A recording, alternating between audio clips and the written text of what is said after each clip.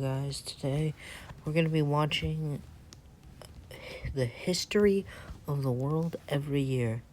And happy holidays, everybody. This is your Christmas special. This will go from 3800 BC to the present day.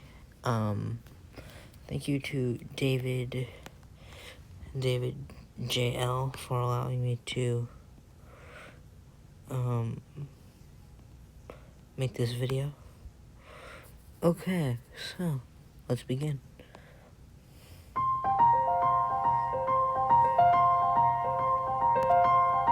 So we are brought here by 3800 BC, or BCE, whatever you want to refer to it as.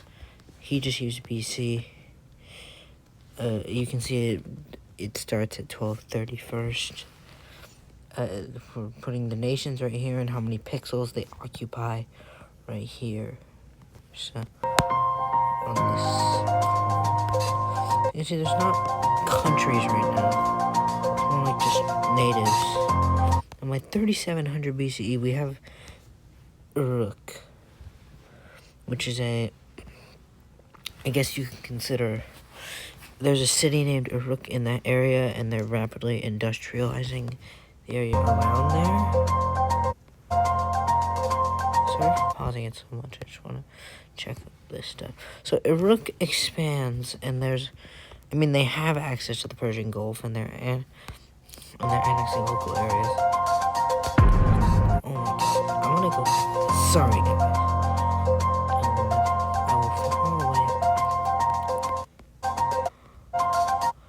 So by 3200, you have states in Egypt, in which state? Also have this state, and this state, and this. So you can see, so we have Western Lower Egypt by 3175 BC. Which I know that it's because you're going up the Nile, which just means going down. Like if you're looking at a world map like this, then I guess you're going down. We also have the Thinite Confederacy in Egypt, and also Eastern Lower Egypt. And then by a little while later, the Thinite Confederacy, we now have Upper Egypt, being the biggest country in the world by far. Old Egypt, the old kingdom of Egypt. Now, no country at this point, because Egypt was rapidly industrializing, wanted to mess with the Egyptian army.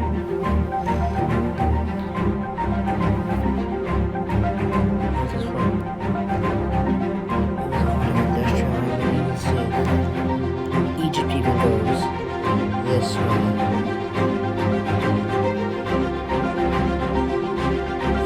Now you have a bunch of Mesopotamian states like Elam in what is today Iran and Persia. You also have Assur, which will later become Assyria, and then these other Mesopotamian states that will form later confederacies. At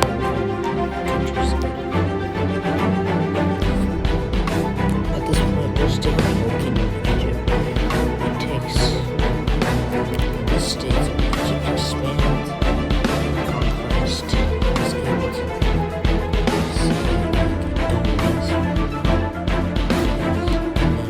you also have Memphite Egypt, which I guess declares in Memphite Egypt fights Egypt, so technically kind of like their civil war, but then the whole kingdom of Egypt wins as the Memphite and expand.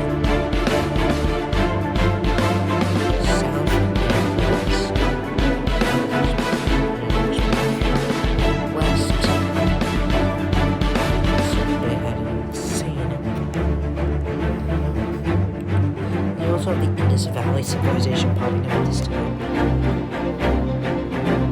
They were big on farming. Oxus up in Central Asia. Yeah, so you can see the Egyptians. We even have Northern Chico in South America. We have Egypt being the biggest country by far.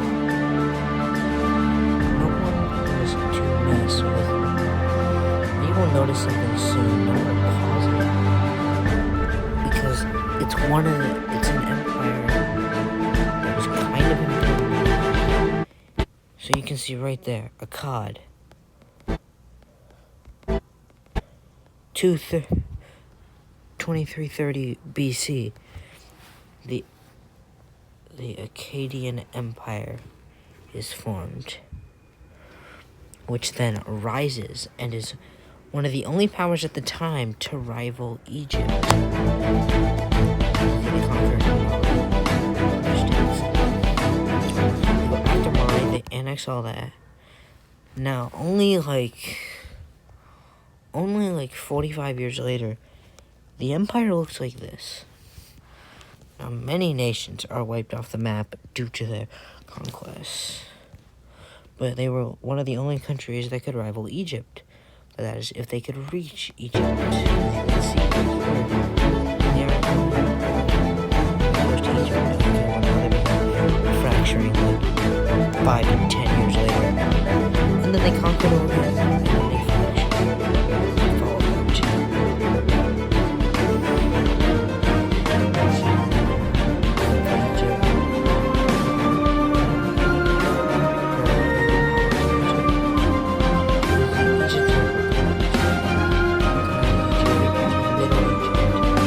This was the Middle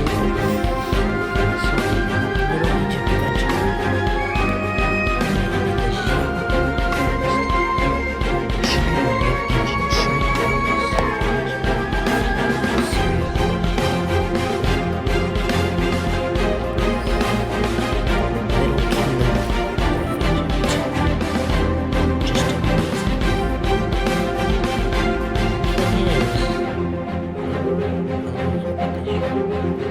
China is also somewhat rapidly industrialized. They then invent paper and fireworks. Correctly. Canaan, Babylon, and Assyria. Awesome civilizations. Canaan is in the Jewish Bible, the Promised Land.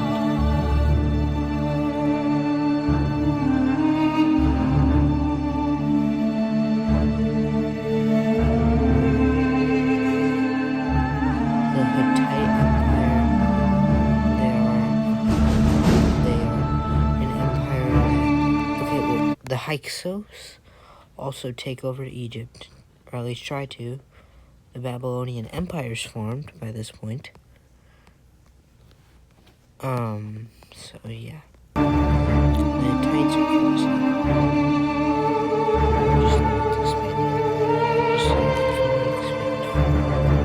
Kassite Babylon. Expand in China. The Shang.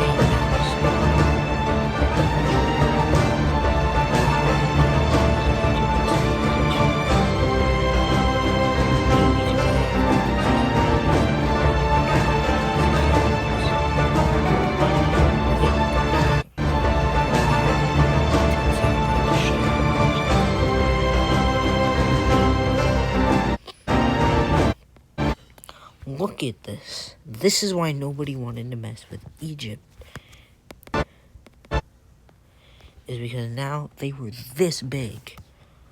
The Shang and Shu dynasties in China are rapidly industrializing.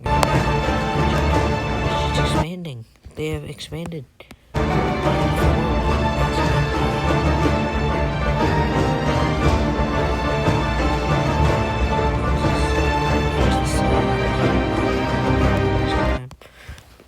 I can't remember, so I'm gonna look it up. Hold on, guys. Takes me a second. So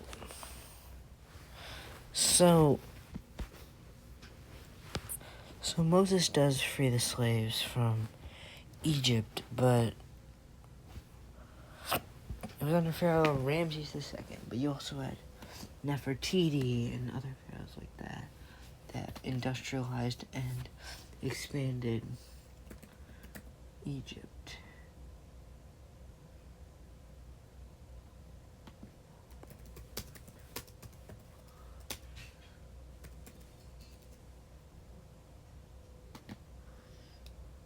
So he freed them around. Okay, so I was 100 years off.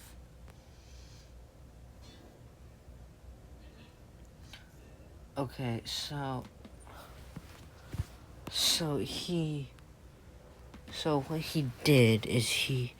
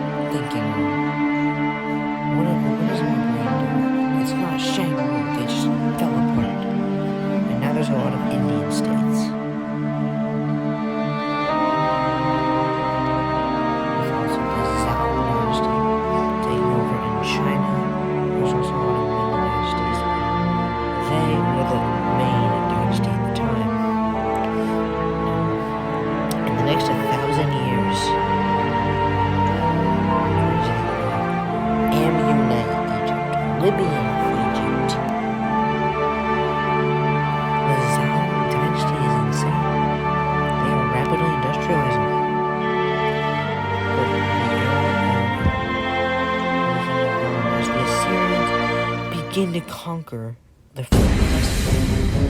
Now you can see that we have Greek civilization, we have Greek citizens. They're fighting each other.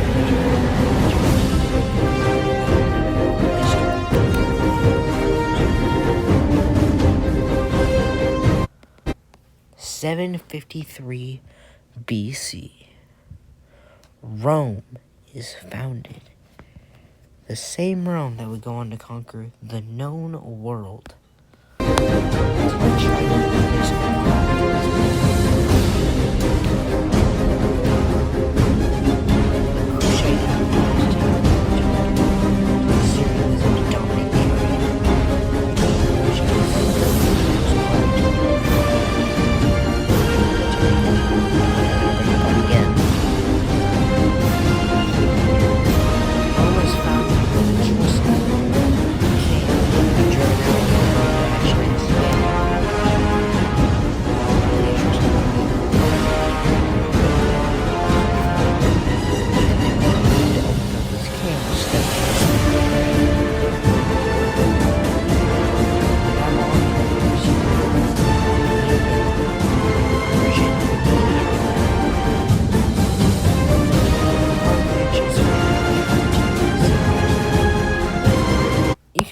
No, Britain was a major naval power. Is a major naval power still today. Carthage was the Britain of the ancient world. An insane navy. And also you guys can see China's uniting.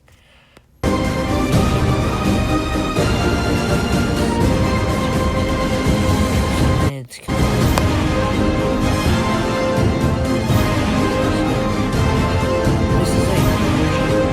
empire led under people Cambyses the First, Cyrus the Great, Darius the First, and all these great emperors leading this empire. They led this empire and defeated Greece like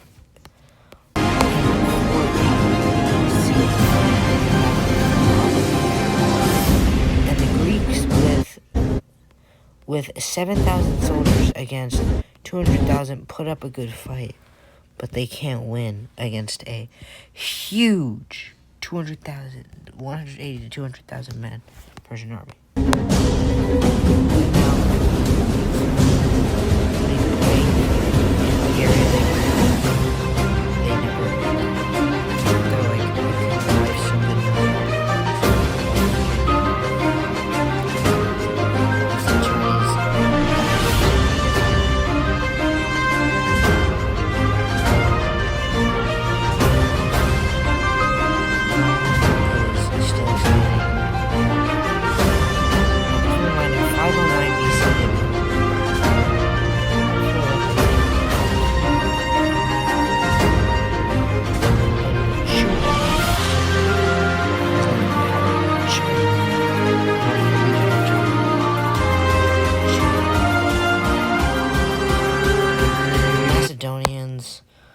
Alexander the Great is the son of Philip of Macedon, and he conquers the Persian Empire, thinking that he will form this great. So, when the Persians took over, they were Persian beliefs, and some would force it. But what Alexander the Great did is he was like, okay, now, no more.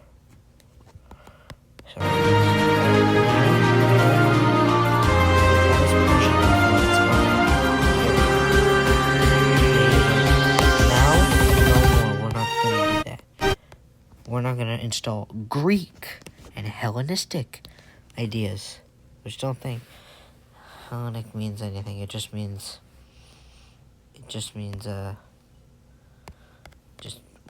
remember, it just means,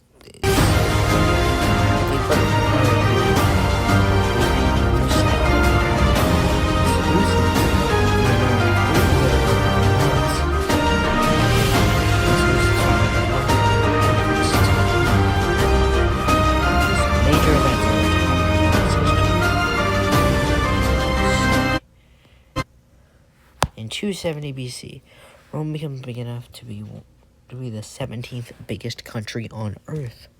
When they aren't even out of the Italian peninsula, they haven't even reached Sicily, not even northern Italy.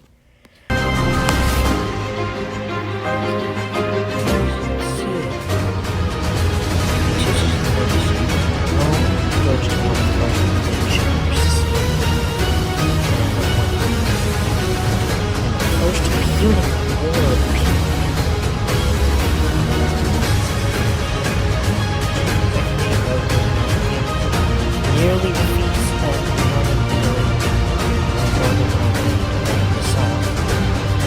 Now, Rome installed new terms. Because with the First Punic War, they just had to pay them all. Now, Carthage shrunk a lot, and was basically Rome's puppet, but was still independent. Now, they knew, and they were told by Rome, you don't get to go to war unless you have our permission. But they were simply defending themselves, and they won a battle against some other African country. But Rome was like, remember our policy? You're not allowed to go to war unless we say you're allowed to. No, so China's Han Dynasty is formed. So they just decided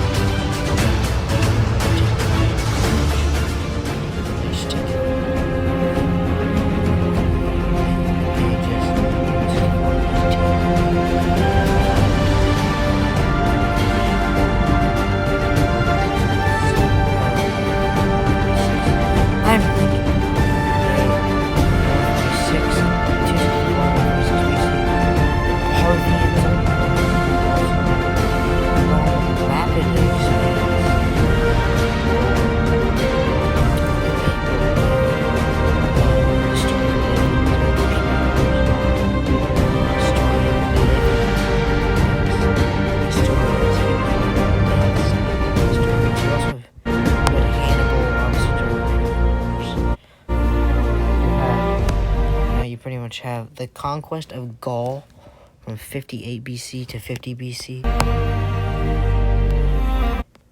And by this point, Gaul is basically...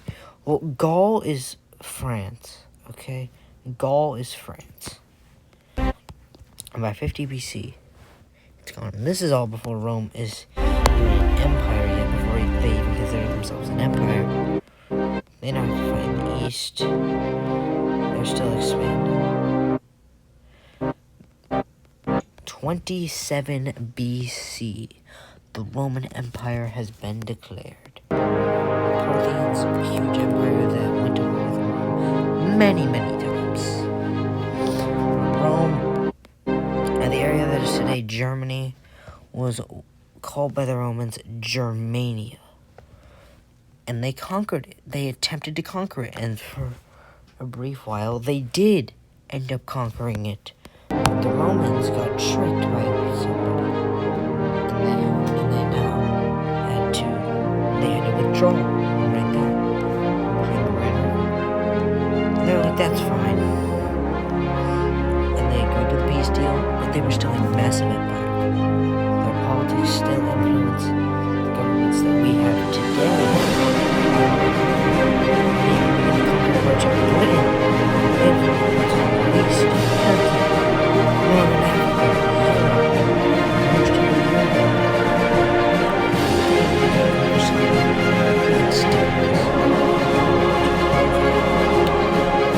We're about to reach the peak of the Roman Empire. Get there. 117 AD is considered by most historians to be the peak of the Roman Empire, and everywhere after that is explain why.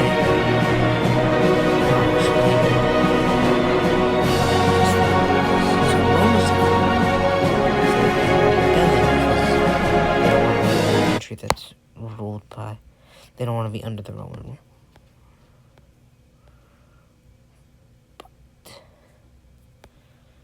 But when you thing is with these emperors, oh yeah, I forgot. You also had people like Julius Caesar during the Gallic conquest, like 200 years before this. What I'm saying is, if people are rebelling against you, you put more people in your army to attempt to fight those people. But when more people rebel against you, you put more people in your army. It's kind of what because more people went into their more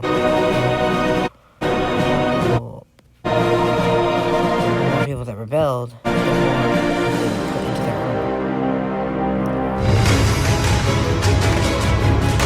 By 200 AD, Rome is still strong. Definitely. They're still the strongest country in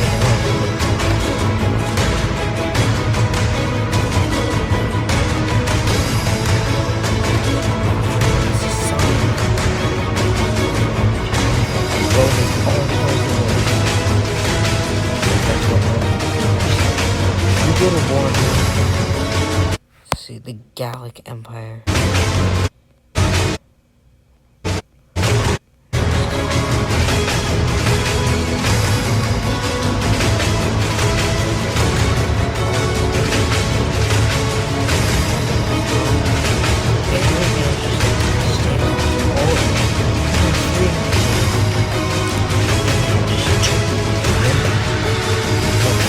They were so strong.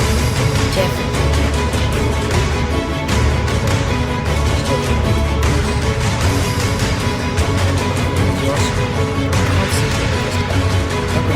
In 285 divides the empire so that it's easier to rule. But I mean, Emperor Constantine made change the capital of the Roman Empire to the Greek city of Byzantium and renamed it Constantinople. But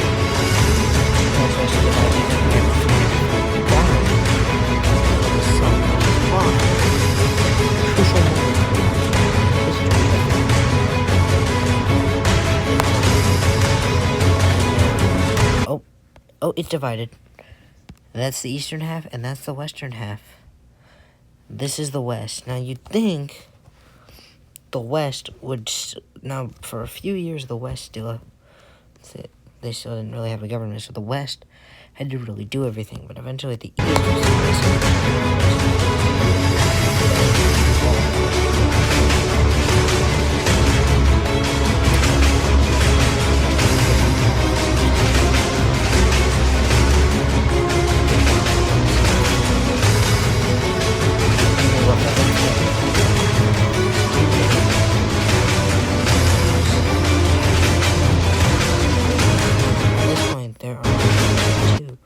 were still like, more people are rebelling, we need to put more men in our army.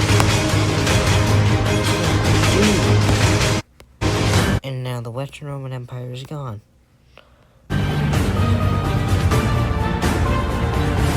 Byzantine, now, what the Franks wanted was, like, they wanted, since at the time, being the successor to the Roman Empire was really popular. You can also see it's in England and Scotland after the fall of the Roman Empire. and Ireland looks united. They were like, we need to be the successor to Rome. Now, you want to know what the Pope did? Because there was also a woman ruling the Byzantine Empire, Empress Irene, at the time of the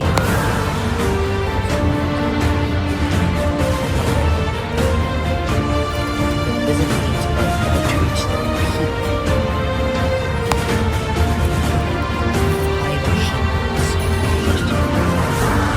Century decline. 555.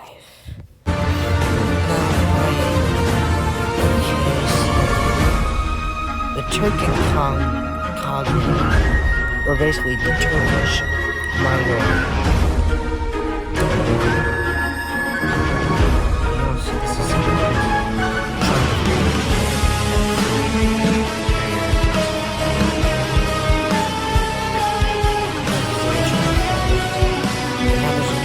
Popping up. Look. Oh shoot. So now, Muhammad's Arabia. Now the thing is, with this, the Byzantine and the Sasanian Empire. See, there's a new threat, and don't worry, guys. There's no offense during this video. So the thing is, with this Arab caliphate, they were like, what if they conquer us? And so what they do is they attempt to team up,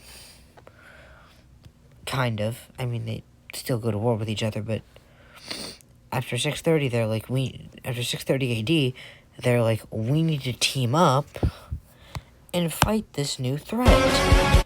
But the Arabs are too strong for the Sasanians.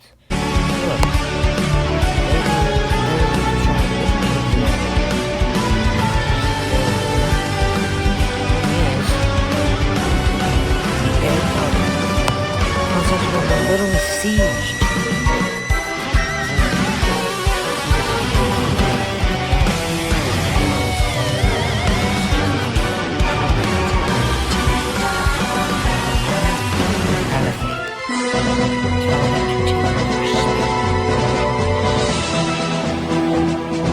In the late 700s,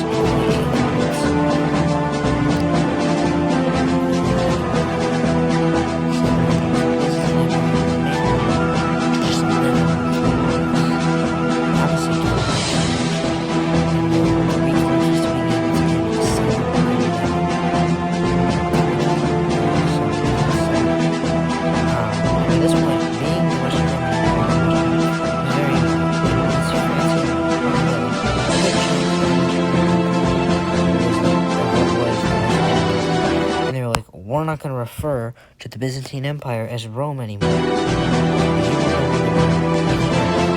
are literally the ones.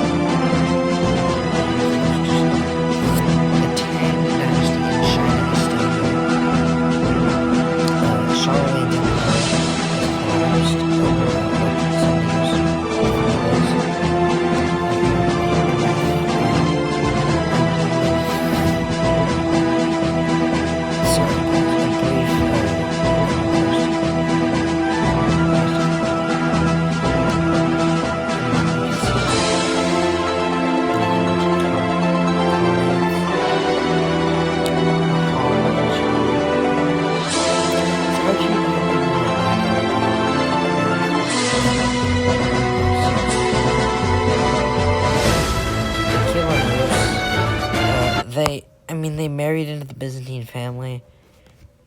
They technically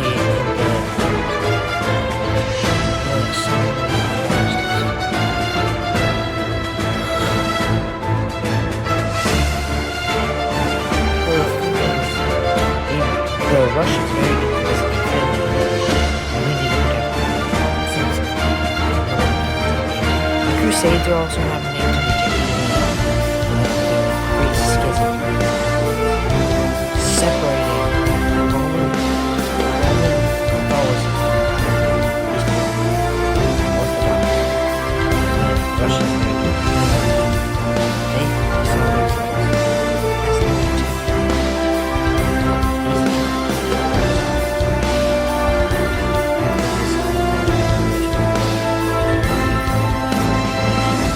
Seljuk Empire, basically Turks, taking over everything, and the Seljuks are here, and the Byzantine Empire is struggling to fight them off, and that's why the Crusades are still happening.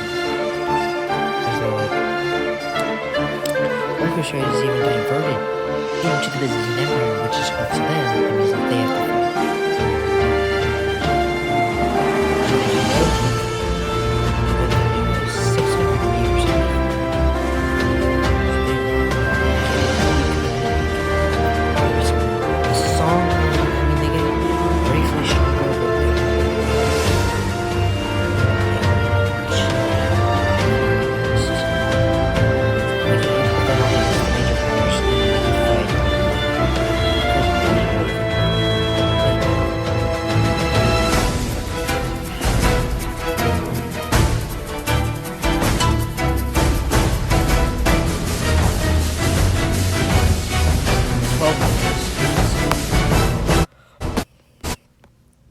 The Mongol Empire.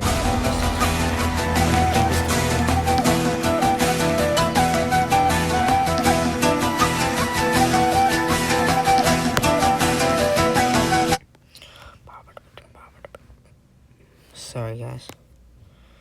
Just 1227. Genghis Khan dies, and nobody knows still that we buried him even after 800.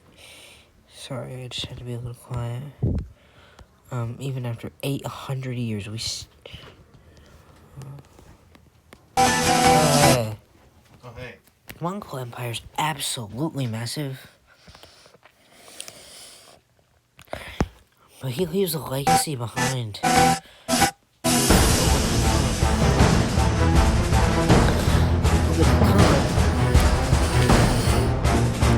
Persia, China. So he's like, what if I conquer Eastern Europe? So you can see they start breaking apart. The Mamluk Sultanate is the only thing that defeats the Mongol Empire after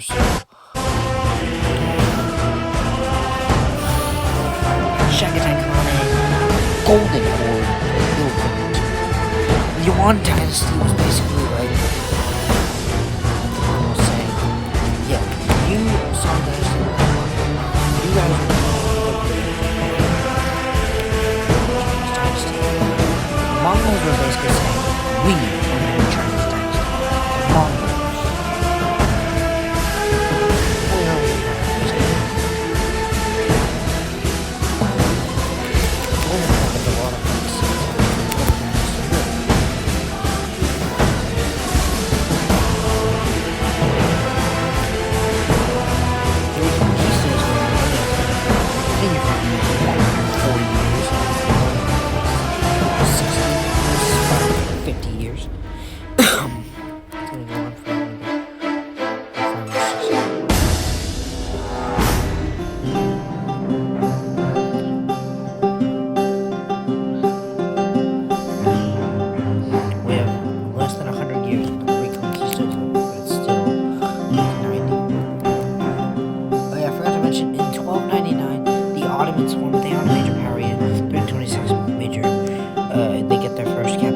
But in the 1400s, they do something insane. The Byzantines are still around. That's what the Timurids also are trying to conquer the area. They can't. They decline. So, look, this eastern state just completely gets in their way. 1453, the Byzantine Empire has been conquered by the Ottomans. They thought it was impenetrable, but they were easily. That's the only problem. And now they have access to the Bosphorus Strait, instead of the Byzantines having to deal with that. So now the Ottomans have all this control. And also this was the time of colonization. It starts in Africa.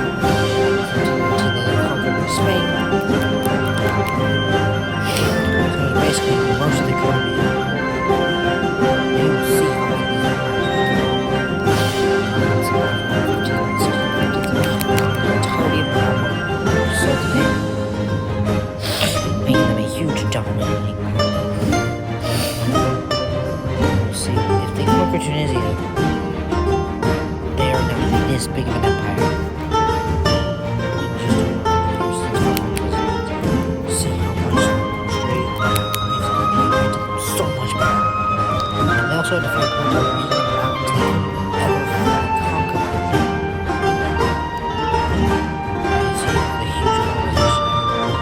The Iberian Union was formed for 60 years. Against Portugal's will. Supposedly, Commonwealth was the strongest country in the world.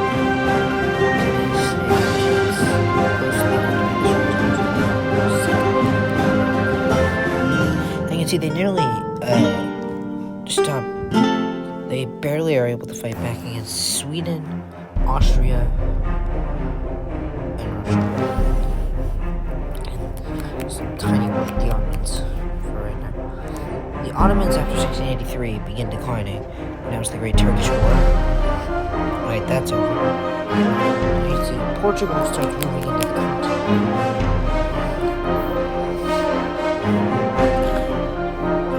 France are here. Our world is, it's not close to modern, but you can see some modern.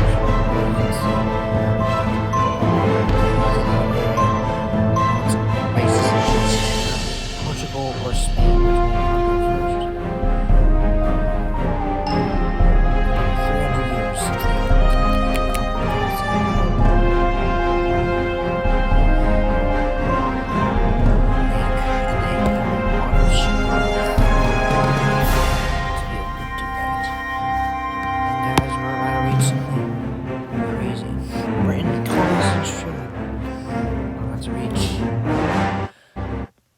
It's the 1800s, the century of mass industrialization. Napoleon is ravaging Europe. Oh yeah, in 1776, the United States declares independence also. In 1804, the world reaches 1 billion people. France is going g'day right now. Back to that. France is going g'day right now. There. It's because the American Revolution was the French.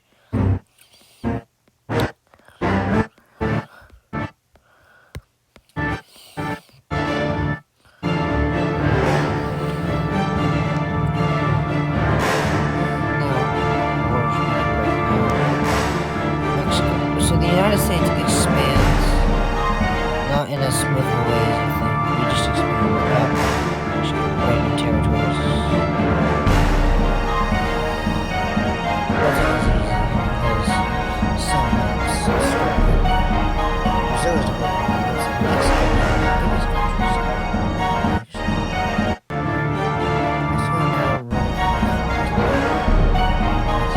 War happens, Gadsden purchase. What we do is we slowly, we technically own all the land. Russia needs help with its economy, so we give them $7.2 million to help them. And see, we're reaching a modern world. The Germans, the Triple Alliance in Italy, Austria, Hungary, Russia, to go against that. Japan's a major power. We're about to go to war. Oh, Soviet Union was yesterday, 1992.